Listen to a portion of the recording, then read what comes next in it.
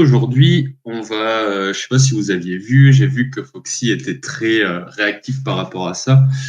On a fait un petit défi, le petit défi du jeudi, avec des règles assez simples qu'on va devoir optimiser du coup, puisque on va débunker un peu, on va démystifier la stratégie que nous a fait Foxy du coup, mais qui était sur le link, sur la paire Link USDT de 2020 à 2023. Je vous ai demandé de faire une strat qui, je crois, faisait minimum de 100% return avec un maximum drawdown euh, 30. moins pire que 30%, c'est ça, ouais. Ouais, c'est ça. Et après, j'ai laissé le reste champ libre. Bon, soit c'est pas grave. Et du coup, donc Foxy nous est venu avec comment on dit ça, un concept qu'on a vu la semaine dernière qui était du coup les coefficients de groupe. Donc on avait le groupe A et le groupe B, donc deux groupes. Dans le groupe A, si je me souviens bien, on avait le super trend, yes. Et puis dans le groupe B, on avait le MA, yes. Et la SMA, ici, groupe B. OK. Après, du coup, il nous a dit aussi quand même que ça lui est venu par après, vu qu'il avait mis les buy coefficients et les sell coefficients tous les deux à 0,6. De toute manière, ça voulait dire qu'on prenait que les entrées quand le groupe A donnait un signal ou quand le groupe A et le groupe B en combiné donnaient un signal. Vu que le groupe B, seul, quand il donne un signal, il dépassera jamais les 0,4, les 0,6, vu qu'il a un coef de 0,4 ici. Là. Du coup, au final, t'as fait le test avec juste le super trend, Foxy, ou pas, du coup? Ouais, du coup, en temps de fille, ça rend la même chose. Ok. Ok. Bah, en soi, c'est pas grave. Et c'est intéressant, du coup. Donc, on va juste dégager le MA et la SMA, là, maintenant, pour le coup, puisqu'on n'a pas besoin. On va mettre là un temps si jamais je lance le truc. Et c'est bon. Ouais. Et du coup, donc, en fait, est-ce que vous savez ce que c'est le super trend ou pas, déjà? Avant qu'on commence à partir trop loin. Vous pouvez l'écrire dans le chat, un petit thumbs up, je sais pas quoi. Non. Simple et efficace. Ok, alors le super trend, au lieu que je fasse des explications un peu compliquées, je vais vous montrer sur TradingView ce que c'est. Donc le super trend, c'est en fait un peu un indicateur de suivi de tendance. Donc ce qu'il fait, c'est qu'il fait pour chaque bougie, on va prendre une bougie au pif, on va prendre celle-là, là ici par exemple, elle est bien. Ce qu'il va prendre tout simplement, c'est calculer le prix bas, enfin il va additionner le prix bas au prix haut, il va en faire la moyenne, donc le prix moyen de la journée si on veut, et ensuite il va ajouter ou soustraire un élément de volatilité. Ce qui décide si on l'ajoute ou si on le soustrait, c'est si on est donc en downtrend, donc en un super trend qui est ici rouge, ou si on est en uptrend, ici un super trend qui est vert. Donc si on est en uptrend, cet élément de volatilité, vu que le super trend est sous notre prix, du coup on va le soustraire, c'est-à-dire qu'on va faire la moyenne là, et on va soustraire notre élément de volatilité. Et quand on est en downtrend, du coup, on va l'ajouter. Donc, si on prend cette bougie verte là où il y a ma flèche, on a notre prix moyen qui est à peu près ici, et on va ajouter cet élément de volatilité pour qu'on ait un super trend qui se situe au-dessus. En soi, le super trend n'est pas intéressant en tant que valeur même telle qu'elle lui-même, mais en fait, c'est son indice, enfin, c'est sa continuation dans le temps. Et on voit, par exemple, si on prend un super trend vert monte tout le temps, ou au pire, il stagne. Voilà. Ici, là, il monte, là, il stagne. Pareil pour un downtrend, en rouge, il va toujours tomber ou stagner, puis retomber, stagner, etc. Et en fait, ce qu'il fait, c'est que si on prend du coup la première valeur du super trend ici, il va donc calculer, pam, on a le super trend. Prochaine bougie, il va aussi calculer et il va regarder est-ce que la valeur que j'ai calculée ici avec la bougie là et cet élément de volatilité, et vu que c'est un uptrend, est supérieure à la valeur que j'avais hier. Si elle était supérieure, alors on garde cette valeur, et si elle est inférieure, du coup, on prend la valeur d'hier. Ce qui est le cas, en fait, ici, quand on a ces plateaux, c'est parce qu'en fait, si tu prends ici, par exemple, le prix moyen de la journée, moins l'élément de volatilité, bah, tu arrives à cette valeur-là qui est autour des 28 200, là.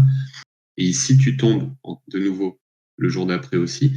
Et du coup, tu vois que le super trend ne tombe pas, lui. Il reste stagnant. Une fois qu'il a atteint un niveau, il y reste. Ou alors, il continue de monter si on est dans un uptrend.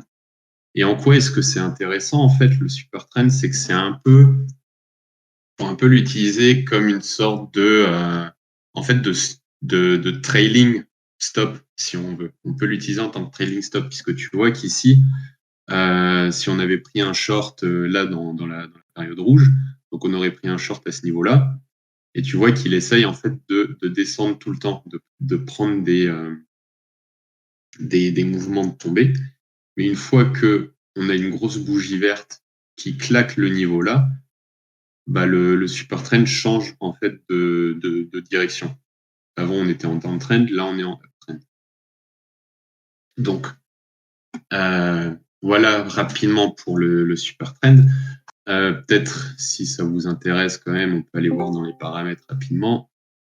Donc, l'ATR, c'est l'average true range, c'est ça notre élément de volatilité. Il va calculer la volatilité ici sur notre dernière période.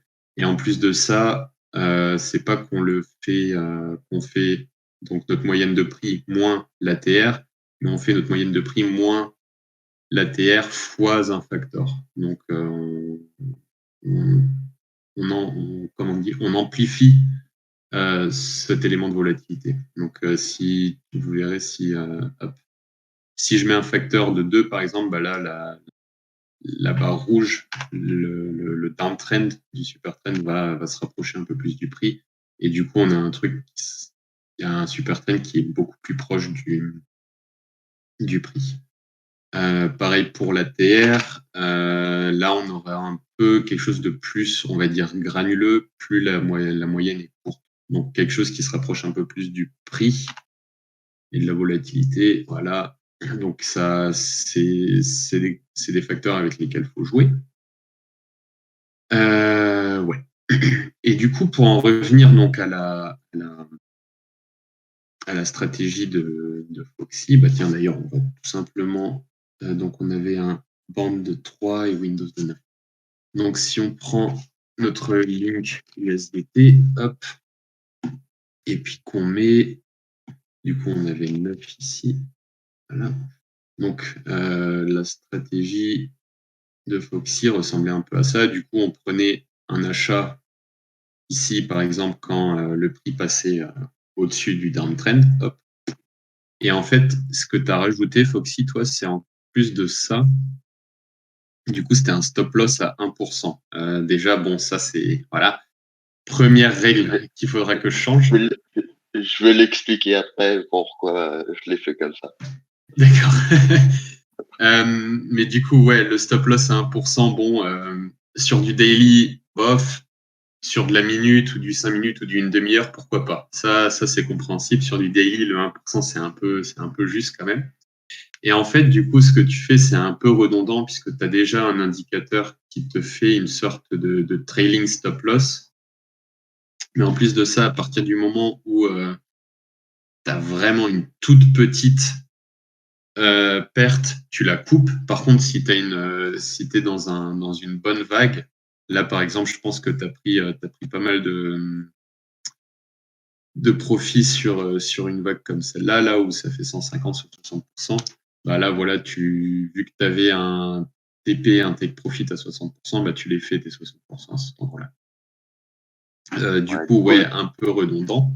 Et surtout aussi, ce qui est un peu dommage pour le coup, laisse-moi trouver un exemple. Est-ce que cet exemple, il marcherait là? Non, il marcherait pas. Laisse-moi voir. Ouais, voilà, ici par exemple. Celui-là, ça se trouve, c'est possible que tu l'aies même pas pris au final. Là, la montée verte. puisque tu entres, on va dire, en close ici on est à quoi comme prix 17 dollars. Tu tombes de 1% le jour d'après, au final, enfin, le jour d'après même, tu tombes de 10%. Donc là, tu te closes ton long qui pourrait te faire un plus 150%. Donc voilà, donc ça c'est un peu le truc dommage dans la strat, c'est que tu as de la redondance assez forte. Là, tu vois, si par exemple, tu n'avais pas coupé ton trade à 1%, tu aurais déjà eu tes 100% sans, sans faire plus de trades que ça. Ouais. Mais vas-y, je t'écoute.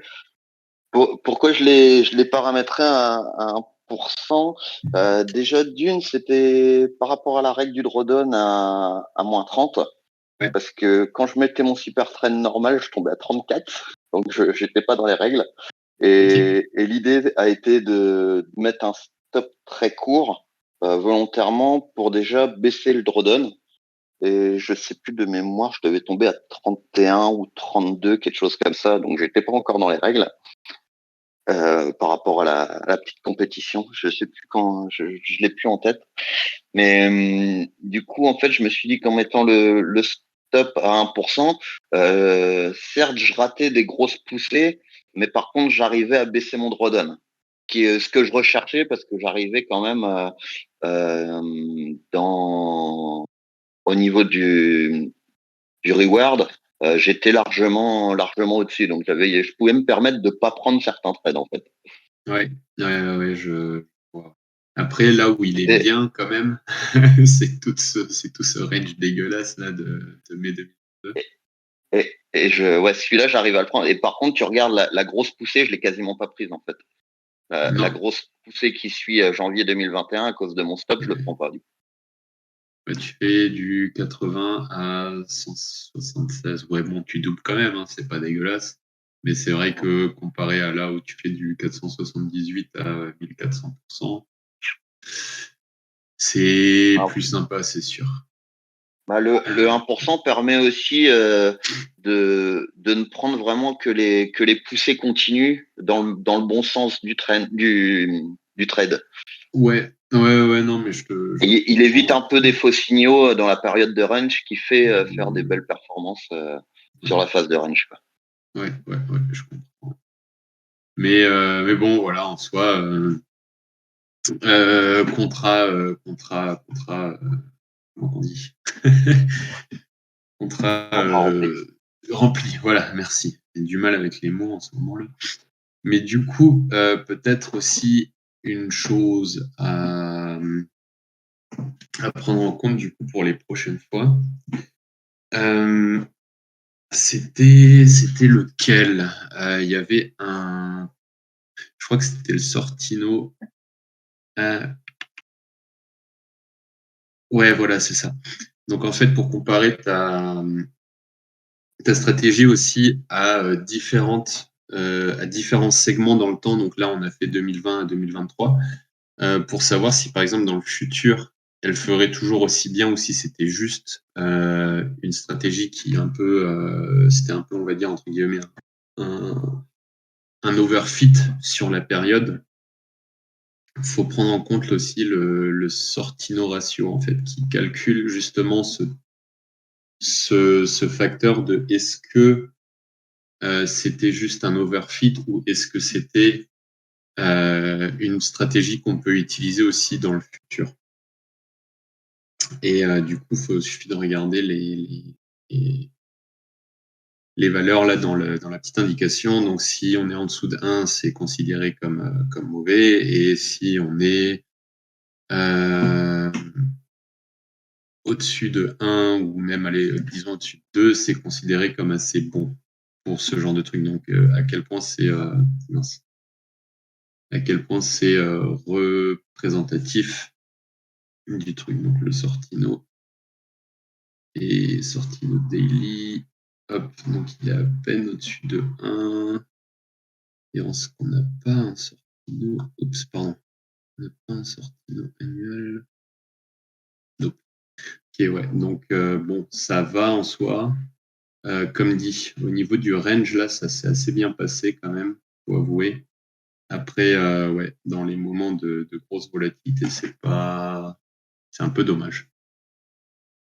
Et du coup, donc je ne sais pas s'il y a des petites questions par rapport à ça, pour l'instant, au super trend en général, à la stratégie, au link même, je ne sais pas. Ok, apparemment pas. Du coup, c'est très bien que tu aies fait cette stratégie avec le super trend au final, parce que, et c'était vraiment un pur hasard, il n'y a pas de plug, il n'y a pas de sponsoring de Foxy ou de nous envers Foxy pour qu'on fasse une stratégie du style, mais parce qu'on a du coup hier sorti avec Block Unity une nouvelle stratégie qui s'appelle le Divine Trend.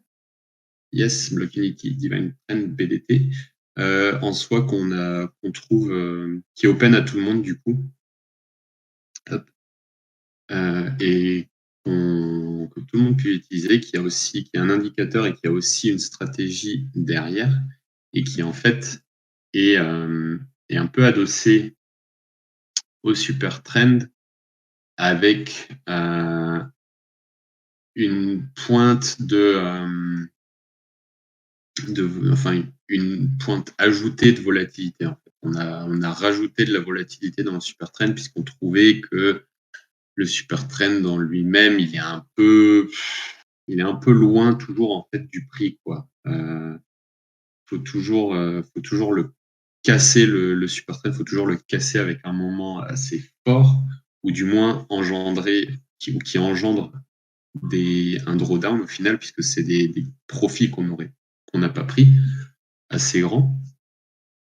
Et du coup, on l'a changé et on en est assez fier. Il est assez simple, mais il est assez effectif en soi aussi.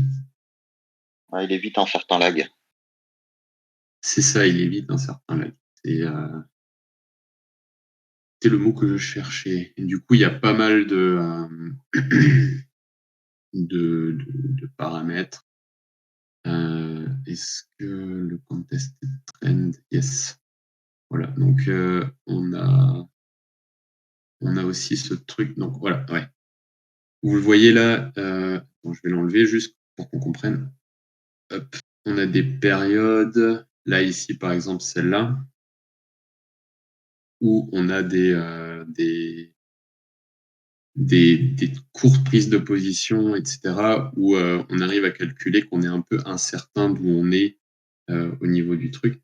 Donc, si on veut éviter de prendre des positions dans des potentiels trends un peu contestés, on peut cocher ce truc-là et du coup, on ne prend pas en compte ces moments-là d'un peu d'incertitude. Dans mes essais d'hier, j'ai mal en short, il est bien meilleur en long. Le Divine Trend, Mitch, il est meilleur en long qu'en short, ouais. On ira voir un coup dans les stats directement après, ouais. Après, bon, les buy and sell signal, ok, ça c'est rien. Les weights, ça c'est du coup si on a le enable content test trend. Et puis sinon, c'est que du design ici. Sauf à la fin, là, le backtest settings. On va activer du coup le backtest. Hop, on va faire 2020 à aujourd'hui. Et c'est un fixe stop loss. Ok. Et du coup, si on va regarder sur TradingView au niveau des machins, hop, pardon, on va juste mettre ça. Hop. Après le link, comme dit, c'est un exemple qu'on déteste puisque le link il est impossible à trader. D'où le fait qu'on voulait faire la petite stratégie, le petit défi stratégie en soi. Mais ouais, du coup, sur TradingView, si on active le fait de prendre la stratégie et qu'on va dans le stratégie tester, dans les performances, on peut voir les performances en long et les performances en short. Après, comme dit, Chainlink, c'est un token, c'est dommage. Un projet de ouf, un token un peu dommage derrière. Prenons, je sais pas moi.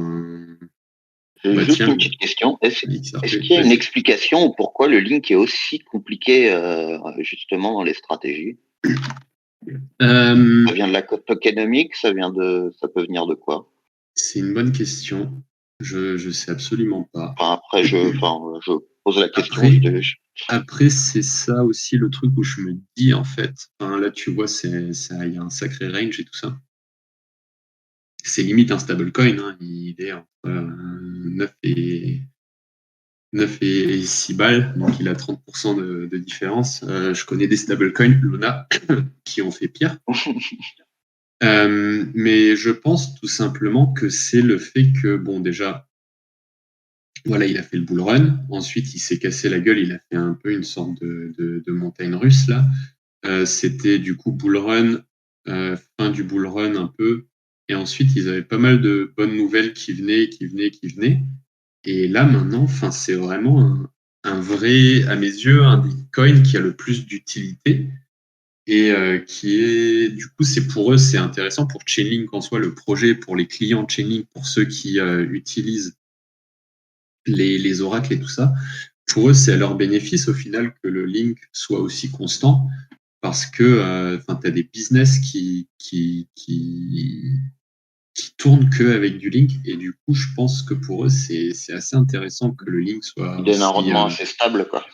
Bah, c'est ça, comme ça, tu peux, pour ton business, tu peux calculer chaque mois à peu près à combien tu seras et tout ça.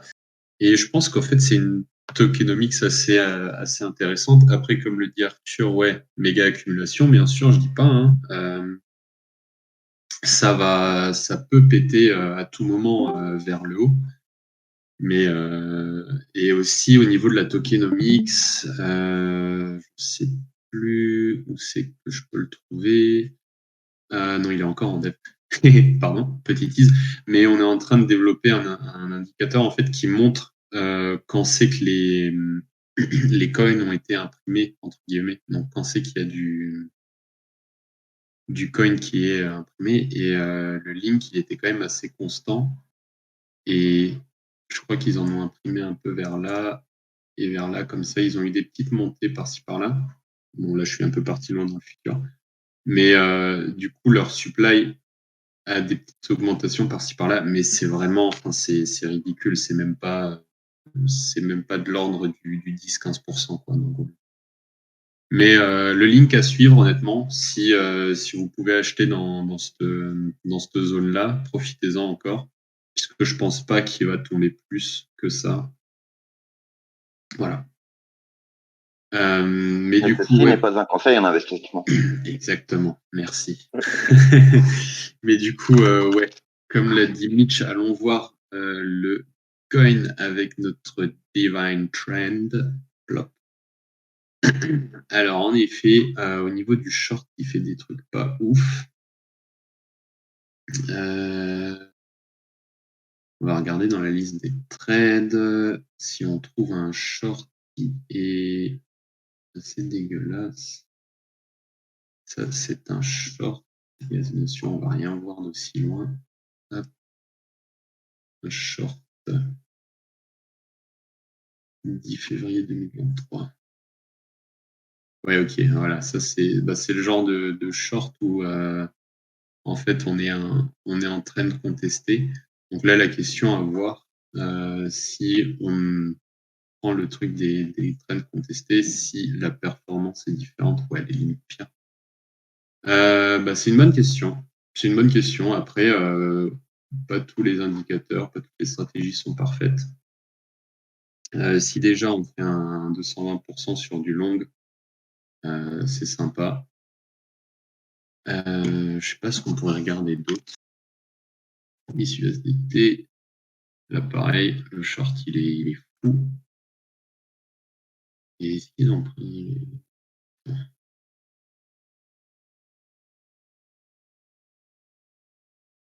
Non. Ok. Mais ouais. Donc après, comme dit aussi, ce qu'il faut avouer, c'est que la stratégie, donc elle est accessible à tous et donc elle est gratuite. Donc c'est, on va dire, une stratégie tiers zéro. Donc on n'y a pas passé des semaines dessus. Et elles veulent Euh, rester? ah oui, oui, oui, elle va le rester. Oui, oui, oui. Elle va le rester. C'est un peu. Il nous faut aussi un peu de la vitrine de temps à autre.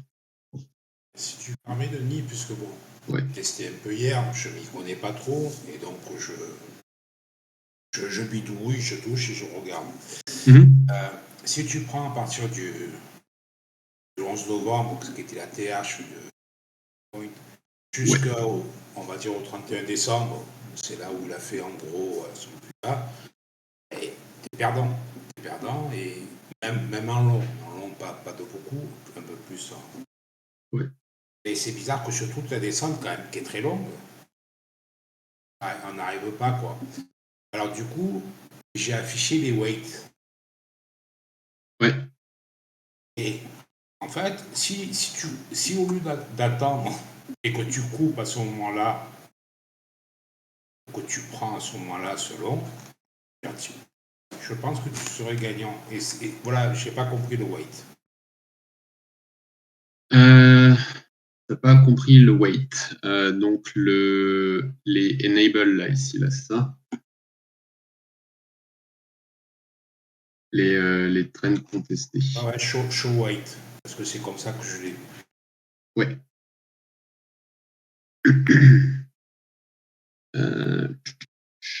Après, j'ai pas l'impression que la strat les prend en compte là. On va voir.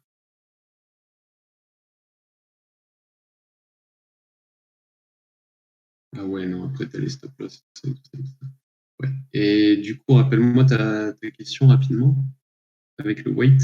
Non, c'est pas une question, c'est qu'en fait, là où il affiche le weight, alors Mhm. moi personnellement, je ne sais pas pourquoi, et c'est derrière qu'il ouvre ou qu'il ferme la position.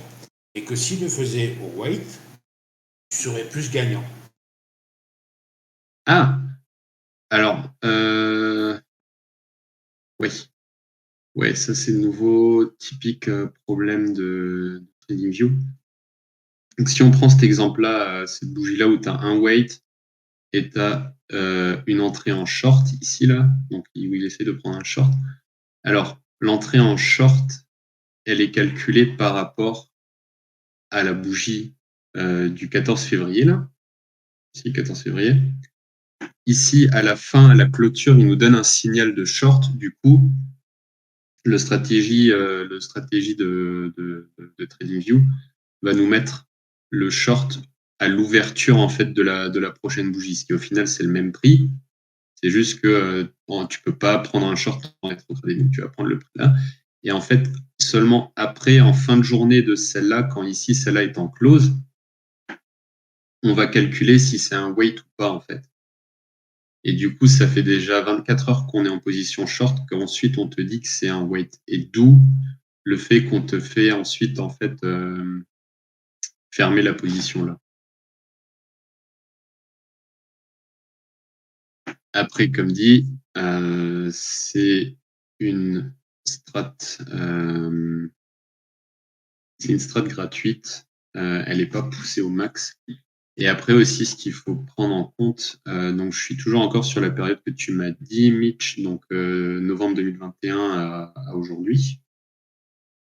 On est à moins 35%, ouais, mais on est entre guillemets, c'est pas quelque chose dont il faut se vanter, hein, mais on est quand même entre guillemets toujours mieux que ce que fait le Bitcoin actuellement. Après, oui, ça reste une stratégie qui, là, dans cette configuration, te fait trader à perte. Donc, c'est suboptimal. Mais, ouais. Après, le short, pourquoi le short est aussi mauvais que comparé au long sur des longues durées, ça, c'est dû au super trend, tout simplement. Enfin, là, par exemple, ouais, justement, si on prend la grosse descente, là, tu vois que le short est meilleur que le long. Bien sûr, toujours de manière relative. Le short est meilleur que le long parce que le super trend il suit le trend au final. Maintenant, si on prenait, je sais pas moi, 2019 à novembre 2021, hop, hop, 2019, on va prendre janvier, prof. Ah, novembre 2021. On va prendre la fin du mois. Voilà. Voilà, tu vois, pareil, là, on est sur un bull. Le long est meilleur que le short. Donc, ce que j'en interprète, moi, c'est tout simplement utiliser cette strat quand on connaît la direction du marché. Une stratégie de tendance vraiment et pas trop de range. C'est ça, ouais. C'est même pas c'est une stratégie de tendance, mais du coup, tu prends les positions dans la même direction que la tendance, quoi. Si on est en bull market, tu vas pas prendre des shorts et l'inverse. Voilà. Ok. Bah, s'il y a plus de questions ou de remarques, je vous laisse 10 secondes pour les poser encore. Ouais. Moi, j'aurais une petite question. Est-ce que tu penses que dans le builder, ça pourrait être possible de, justement, comme tu étais en train de l'expliquer, de définir en fait la tendance avec un indicateur et pendant cette tendance, ne prendre que les longues et dès que la tendance passe baissière, ne prendre que les shorts. Je sais pas si tu vois ce que je veux dire. Ce sera possible, ouais. Après, c'est pas tout de suite. Et ça rejoint un peu là, en fait, la question qu'on a eue, je crois, la semaine dernière. C'est prendre une position longue quand cet indicateur nous donne un signal et une position short quand un autre indicateur nous donne un signal. Ça rejoint un peu la même chose. Là, c'est comment dire, c'est des features un peu plus avancées, un peu plus de luxe. Et pour l'instant, en fait, on a build le builder dans cet état parce que c'était, on va dire, la première version. C'est loin d'être fini. Et qu'on est encore en plein dev au final, donc qu'on cherche à optimiser les choses. Et je ne sais pas si je vous l'avais dit, mais la semaine dernière aussi, mais Damien est en train de bosser durement sur le background du builder, du strategy builder, du backtester et de l'optimiseur. Donc des choses que nous, on ne voit pas en tant qu'utilisateur, mais que nos serveurs, eux, ressentent. Donc il y a pas mal de changements, on va dire, en background qui sont en train d'être faits en ce moment. Et ensuite, sur la roadmap, on a d'autres priorités pour l'instant, mais c'est clairement ce que tu viens de dire, Foxy, que selon la tendance, on prenne que des longues ou que des shorts, ça reste un peu des détails, mais ça va venir dans le futur. On ne sait pas quand, mais ça va venir. Parce que trendy surfreine. Hein? La tendance est votre ami. Ah oui, bah oui, clairement. Après, personne n'empêche. Ah ouais, putain, j'étais sûr. On voulait faire Bitcoin, je crois. Bon, bref. Après, il y a quand même aussi toutes les phases de marché qu'il faut connaître. Mais si tu sais qu'aujourd'hui, là, on est en range, bon, il est en range, mais bref, quand même, on est en range là, bah, pourquoi tu prendrais pas la période qu'on avait là, qui ressemble un peu, tu vois, histoire de backtester ta stratégie, regarder comment elle marche.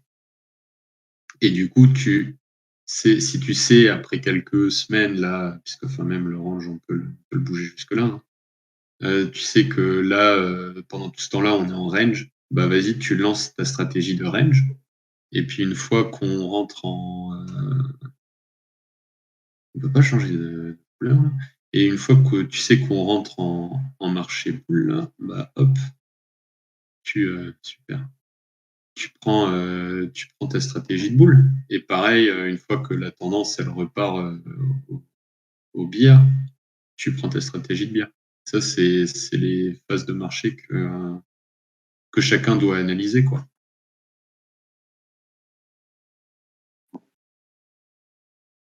Donc en soi, c'est faisable, mais manuellement. De toute façon, rien ne remplacera l'homme, hein, quand même. Ouais, bah, ça de toute manière. C'est pas, puisque vous le verrez, c'est pas parce qu'on a des robots derrière qui vont bosser pour nous qu'on va pas stresser toute la journée quand même à regarder le prix évoluer. Ils vont bien nous aider, mais ils nous remplaceront pas. Non, clairement pas. Et heureusement d'ailleurs, heureusement.